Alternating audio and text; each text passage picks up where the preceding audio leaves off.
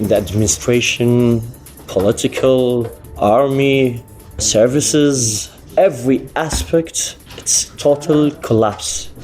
It's ruins. And who did that was the regime. It's not the people. The people of Syria have great capabilities. And we know that the moment this regime was toppled and you can give the people the chance to give what they have, we will see a different Syria. That's de facto governor of Damascus, Mohammed Yasser Ghazal. He said on Wednesday that his priorities during the next 3 months, an interim period declared by the government, is to get basic services running and streamline the bureaucracy in Syria. White House National Security Communications Advisor John Kirby spoke with VOA Turkish's White House correspondent Begum Donmez Erşo about Washington wanting to make sure whatever governance arises in Syria meets the aspirations of its people. Kirby said that includes Syrian rebel leader Ahmed al-Shara, better known as Abu Muhammad al-Ghalani. Mr. al-Ghalani is saying the right things about inclusiveness, about not being interested in persecuting minorities or other groups. But I think, we have to wait and see what they actually do in terms of trying to establish good governance. The world is carefully watching to see if Syria's new rulers can stabilize the country after a 13-year civil war. Israeli Prime Minister Benjamin Netanyahu arrived at a Tel Aviv court on Wednesday for the second day in his long-running corruption trial. Netanyahu on Tuesday assailed the Israeli media for what he called its leftist stance and accused journalists of having hounded him for years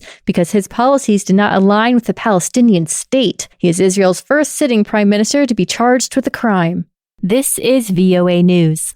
A suicide bombing in Afghanistan's capital has killed a senior Taliban official. AP correspondent Charles De Ledesma reports. Afghan Interior Ministry officials say the blast struck inside the ministry and killed Khalil Haqqani, the refugee minister. Haqqani is the most high-profile casualty of a bombing in Afghanistan since the Taliban returned to power 3 years ago. He's the uncle of Sirajuddin Haqqani, who leads a powerful network within the Taliban. There's been no immediate claim of responsibility for the blast. I'm Charles De Ledesma.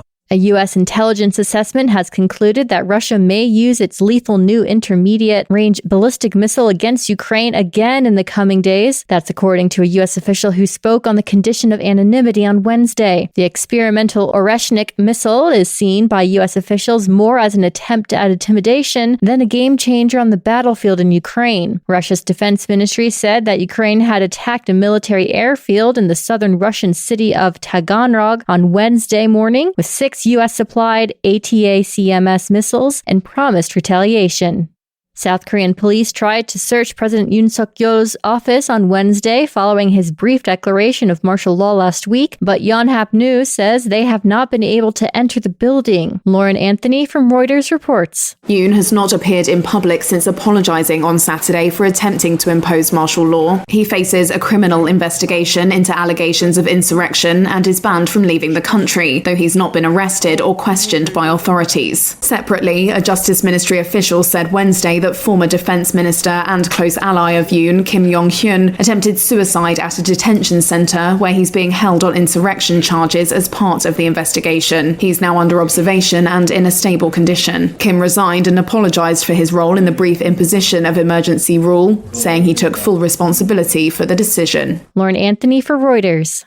A judge in Pennsylvania has denied bail to suspected United Healthcare CEO shooter Luigi Mangione, whose attorney, Thomas Dickey, told the court his client did not agree to extradition and wants a hearing on the matter. AP's Julie Walker has more. Luigi Mangione making it clear it won't be an easy extradition back to New York City, where he's accused of gunning down United Healthcare's CEO. Yelling as he went into a Pennsylvania court Tuesday, the AP asking his lawyer Tom Dickey if Mangione denies shooting Brian Thompson. My client has pled not guilty. The 26-year-old Ivy League grad was arrested with a gun, tons of cash, and a handwritten document expressing anger with what he called parasitic health insurance companies and a disdain for corporate greed and power. Julie Walker, New York.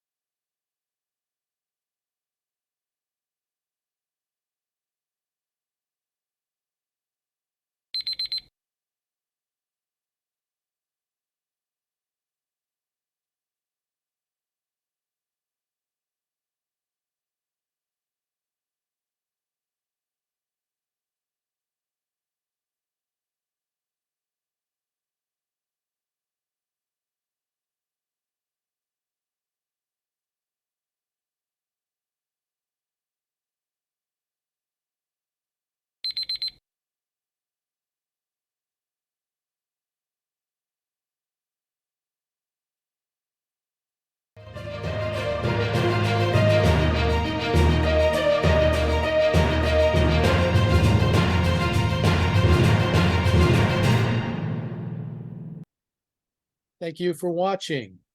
Can you do me a favor? Please leave a comment in the comment section below. That would really help. Thank you, and see you again soon.